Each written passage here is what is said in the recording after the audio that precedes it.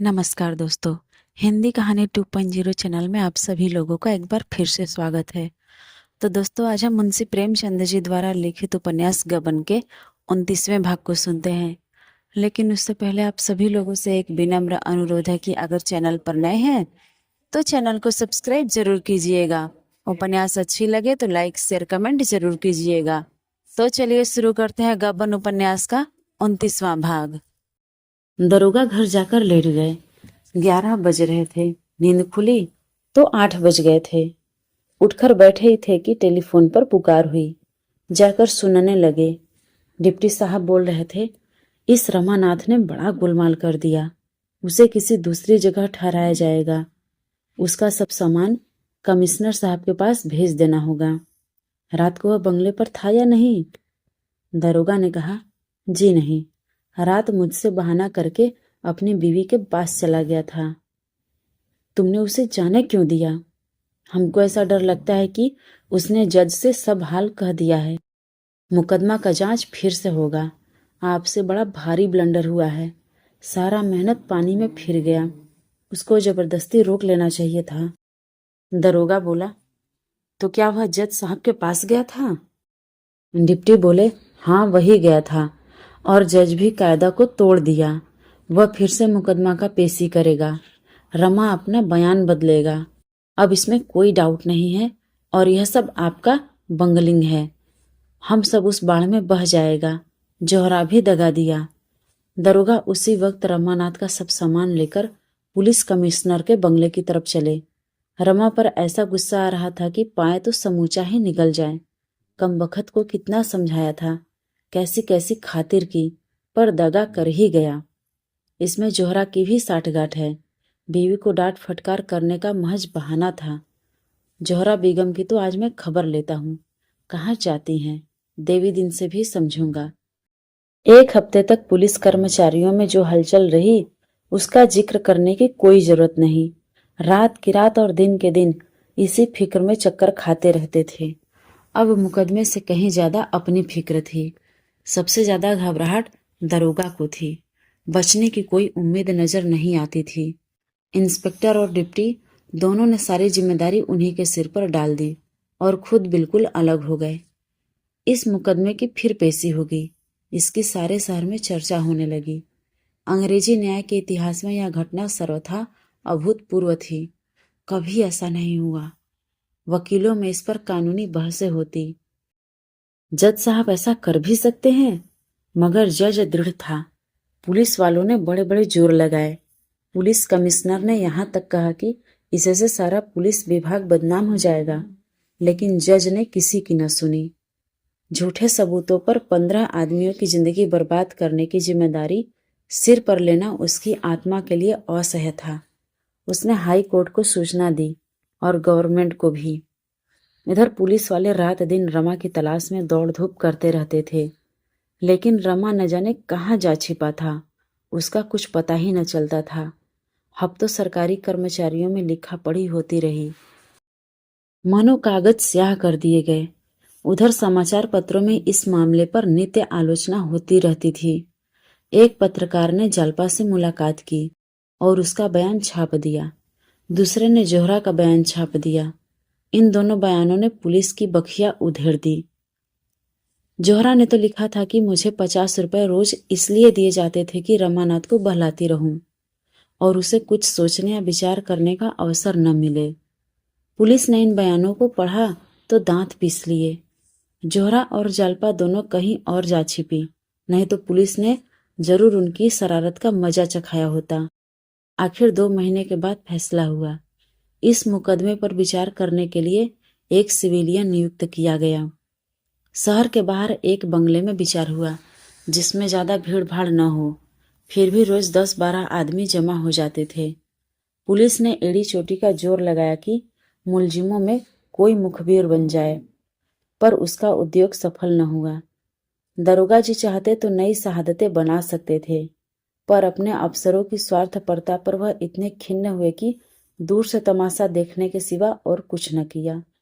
जब सारा यश अफसरों को मिलता और सारा अपयश मातहतों को, तो दरोगा जी को क्या गरज पड़ी थी कि नई शहादतों की फिक्र में सिर खपाते।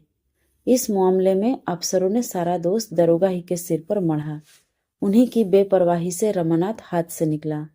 अगर ज्यादा सख्ती से निगरानी की जाती तो जालपा कैसे उसे खत लिख सकती और वह कैसे रात को उससे मिल सकता था। ऐसी दशा में मुकदमा उठा लेने के सिवा और क्या किया जा सकता था। तबेले की बला बंदर के सिर गई। दरोगा तनज्जुल हो गए और नायब दरोगा का तराई में तबादला कर दिया गया। जिस दिन मुलजिमों को छोड़ा गया, आधा शहर उनका स्वागत करने को जमा था। पुलिस ने 10 बजे रात को उन्हें छोड़ा, पर दर्शक जमा हो ही गए। लोग जालपा को खींच ले गए। पीछे पीछे देवी दिन भी पहुंचा। जालपा पर फूलों की वर्षा हो रही थी और जालपा देवी की जैसे आकाश गूंज रहा था। मगर रमानाथ की परीक्षा अभी समाप्त न हुई थी। उस पर दरोग बयानी का अभियोग चलाने का निश्चय हो गया। उसी बंगले में ठीक 10 बजे मुकदमा पेश हुआ। सावन की झड़ी लगी हुई थी। कलकत्ता दलदल हो रहा था, लेकिन दर्शकों का एक अपार समूह सामने मैदान में खड़ा था। महिलाओं में दिनेश की पत्नी और माता भी आई हुई थी। पेशी से 10-15 मिनट पहले जालपा और जोहरा भी बंद गाड़ियों में आ पहुंची। महिलाओं को अदालत के कमरे में जाने की आज्ञा मिल गई। पुलिस की शहादतें शुरू हुई। डिप्टी सुपरिंटेंडेंट, इंस्पेक्टर दरोगा, नायब दरोगा सभी के बयान हुए। दोनों तरफ के वकीलों ने जिरह भी की, पर इन कार्रवाइयों में उल्लेखनीय कोई बात न थी। जाब्ते की पाबंदी की जा रही थी। रमानाथ का बयान हुआ, पर उसमें भी कोई बात न थी। उसने अपने जीवन के गत 1 वर्ष का पूरा वृत्तांत कह सुनाया। कोई बात न छिपाई। वकील के पूछने पर उसने कहा, जालपा के त्याग, निष्ठा और सत्य प्रेम ने मेरी आंखें खोली, और उससे भी ज्यादा जोहरा के सौजन्य और निष्कपट व्यवहार ने। मैं इसे अपना सौभाग्य समझता हूँ कि मुझे उस तरफ से प्रकाश मिला जिस तरफ से औरों को अंधकार मिलता है। विष में मुझे सुधा मिल गया। इसके बाद सफाई की तरफ से देवी दिन, जालपा और जोहरा के बयान हुए। वकीलों ने इनसे भी सवाल किया, पर सच्चे गवाह क्या उखड़ते। जोहरा का बयान बहुत ही प्रभावोत्पादक था। उसने देखा जिस प्राणी को जंजीरों से जकड़ने के लिए वह भेजी गई है, वह खुद दर्द से तड़प रहा है। उसे मरहम की जरूरत है, जंजीरों की नहीं। वह सहारे का हाथ चाहता है, धक्के का झोंका नहीं। जालपा देवी के प्रति उसकी श्रद्धा, उसका अटल विश्वास देखकर मैं अपने को भूल गई। मुझे अपनी नीचता, अपनी स्वार्थपरता पर लज्जा आई। मेरा जीवन कितना अधम, कितना पतित है, यह मुझे उस वक्त मालूम हुआ। मेरी आंखें उस वक्त खुली जब मैं जालपा से मिली। उसकी निष्काम सेवा, उसका उज्जवल तप देखकर मेरे मन के रहे सहे संस्कार भी मिट गए। विलास युक्त जीवन से मुझे घृणा हो गई।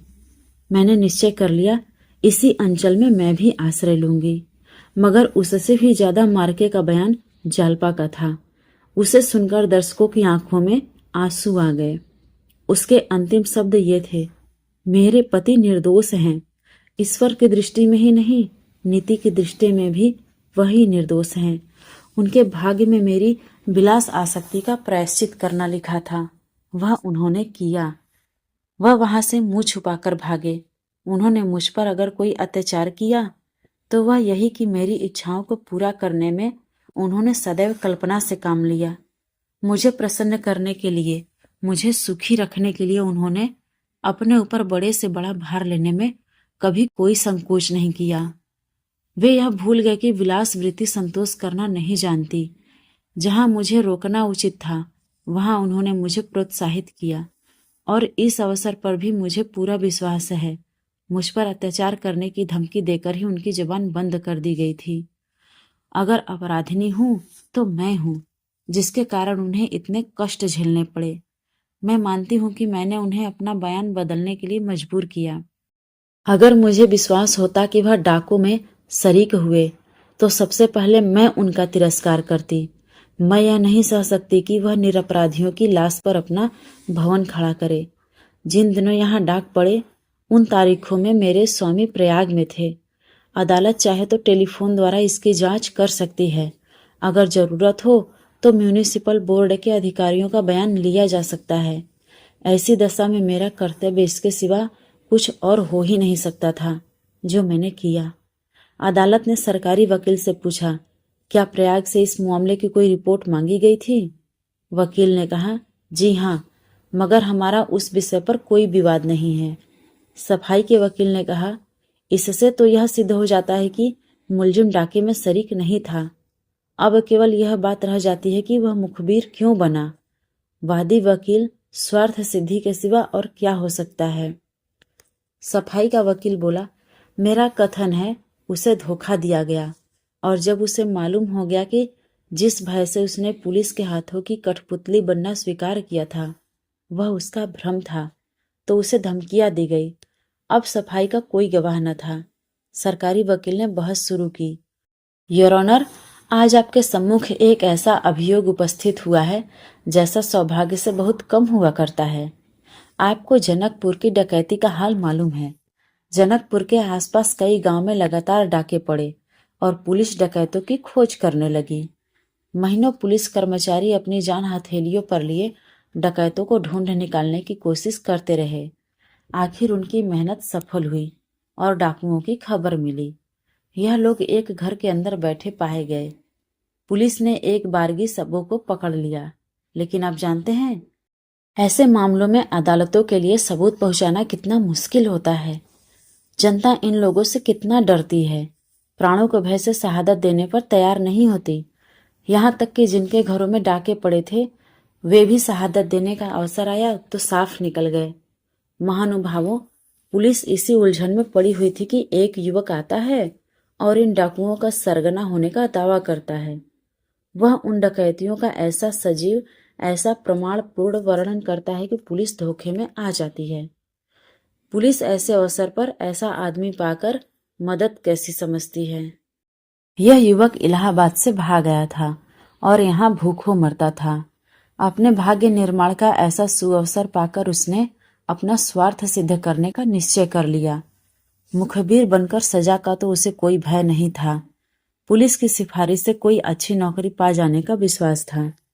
पुलिस ने इसका खूब आदर सत्कार किया और उसे अपना मुखबिर बना लिया। बहुत संभव था कि कोई शहादत न पाकर पुलिस इन मुलजिमों को छोड़ देती और उन पर कोई मुकदमा न चलाती, पर इस युवक के चकमे में आकर उसने अभियोग चलाने का निश्चय कर लिया। उसमें चाहे और कोई गुण हो या न हो, उसकी रचना शक्ति की प्रखरता से इनकार नहीं किया जा सकता। उसने डकैतियों का ऐसा यथार्थ वर्णन किया कि जंजीर की एक कड़ी भी कहीं से गायब न थी। अंकुर से फल निकलने तक की सारी बातों की उसने कल्पना कर ली थी। पुलिस ने मुकदमा चला दिया, पर ऐसा मालूम होता है कि इस बीच में उसे सौभाग्य निर्माण का इससे भी अच्छा अवसर मिल गया। बहुत संभव है सरकार की विरोधिनी संस्थाओं ने उसे प्रलोभन दिए हों और उन प्रलोभनों ने उसे स्वार्थ सिद्धि का यह नया रास्ता सुझा दिया हो। जहाँ धन के साथ यश भी था, वाहवाही भी था, देशभक्ति का गौरव भी था, वह अपने स्वार्थ के लिए सब कुछ कर सकता था। वह स्वार्थ के लिए किसी के गले पर छुरी भी चला सकता है और साधु वेश भी धारण कर सकता है। यही उसके जीवन का लक्ष्य है। हम खुश हैं कि उसकी सद्बुद्धि ने अंत में उस पर विजय पाई, चाहे उनके हेतु कुछ भी क्यों न हो।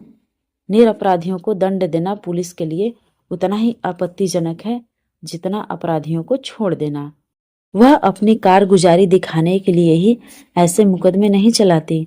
न गवर्नमेंट इतनी न्याय शून्य है कि वह पुलिस के बहकावे में आकर सारहीन मुकदमे चलाती। लेकिन इस युवक की चकमेबाजियों से पुलिस की जो बदनामी हुई और सरकार के हजारों रुपए खर्च हो गए, इसका जिम्मेदार कौन है? ऐसे आदमी को आदर्श दंड मिलना चाहिए ताकि फिर किसी को ऐसी चकमेबाजी का साहस न हो। ऐसे मिथ्या का संसार रचने वाले प्राणी के लिए मुक्त रहकर समाज को ठगने का मार्ग बंद कर देना चाहिए। उसके लिए इस समय सबसे उपयुक्त स्थान वह है जहां उसे कुछ दिन आत्मचिंतन का अवसर मिले। शायद वहां के एकांतवास में उसको आंतरिक जागृति प्राप्त हो जाए।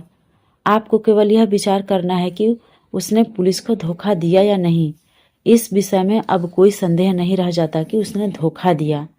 अगर धमकियां दी गई थी तो वह पहली अदालत के बाद जज की अदालत में अपना बयान वापस ले सकता था पर उस वक्त भी उसने ऐसा नहीं किया। इससे यह स्पष्ट है कि धमकियों का आक्षेप मिथ्या है। उसने जो कुछ किया स्वेच्छा से किया। ऐसे आदमी को यदि दंड न दिया गया तो उसे अपनी कुटिल नीति से काम लेने का फिर से साहस होगा और उसकी हिंसक मनोवृत्तियां और भी बलवान हो जाएंगी। फिर सफाई के वकील ने जवाब दिया, यह मुकदमा अंग्रेजी इतिहास में ही नहीं, शायद सर्वदेशीय न्याय के इतिहास में एक अद्भुत घटना है। रमानाथ एक साधारण युवक है। उसकी शिक्षा भी बहुत मामूली हुई है। वह ऊंचे विचारों का आदमी नहीं है। वह इलाहाबाद के म्यूनिसिपल ऑफिस में एक नौकर है। वहां उसका काम चुंगी के रुपए वसूल करना है। वह व्यापारियों के प्रथानुसार रिश्वत लेता है और अपनी आमदनी की परवाह न करता हुआ अनाप शनाप खर्च करता है। आखिर एक दिन मीजान में गलती हो जाने से उसे शक होता है कि उससे कुछ रुपए उठ गए। वह इतना घबरा जाता है कि किसी से कुछ नहीं कहता, बस घर से भाग खड़ा होता है। वहां दफ्तर में उस पर सुबह होता है और उसके हिसाब की जांच होती है। तब मालूम होता है कि उसने कुछ गबन नहीं किया, सिर्फ हिसाब की भूल थी। तो दोस्तों, आज की ये मुंशी प्रेमचंद जी द्वारा लिखित उपन्यास गबन का 29वां भाग आपको कैसा लगा, कमेंट करके जरूर बताइएगा। और अगर चैनल पर नए हैं तो चैनल को सब्सक्राइब जरूर कीजिएगा और अपने दोस्तों को भी शेयर कीजिएगा।